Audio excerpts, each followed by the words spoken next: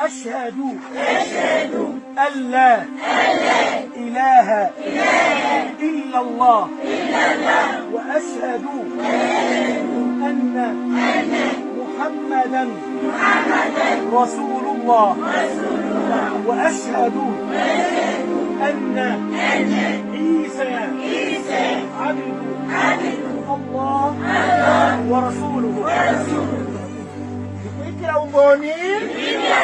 الآن بلغتهم والله يا إخوان سبحان الله هؤلاء أقبلوا إلى دين الله عز وجل، قالوا هذه كنيستنا حولوها إلى مسجد، لكن سبحان الله هؤلاء يحتاجون إلى توسعة المسجد، يحتاجون إلى من يكتب لهم شيخ محلي يعلمهم ما لا يسعى المسلم الجديد جهله. يحتاجون يا إخوان والله إلى يد المساعدة.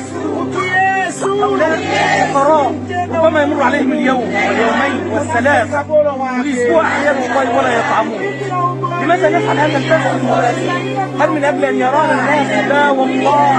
اسال الله ان يرزقنا واياكم بالاخلاص.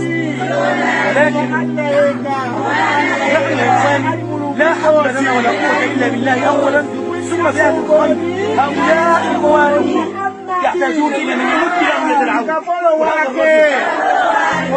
كان كنيسة كبيرة تحول الإسلام وقال هذه كنيستي.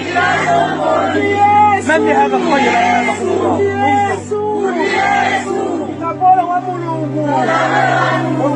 أمامه الله أكبر الله أكبر الله أكبر.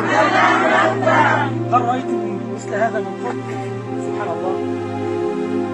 يقول النبي صلى الله عليه وسلم يهدي الله بك رجلا واحدا خير لك من حمر النعم، خير لك من الدنيا وما فيها، فما بالك بإقبال قرية بكاهنهم بكنيستهم بكل شيء أتوا في دين الله عز وجل.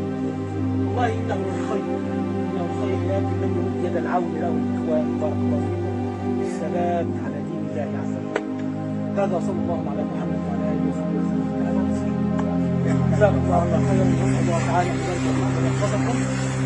لا يجوز الكنيسة يقبل إلى دين الله عز وجل ويقبل الناس من خلفه، يحول المعبد والكنيسة إلى مسجد. يعني فعلوا كل شيء، فعلوا كل شيء. فأين إخواننا؟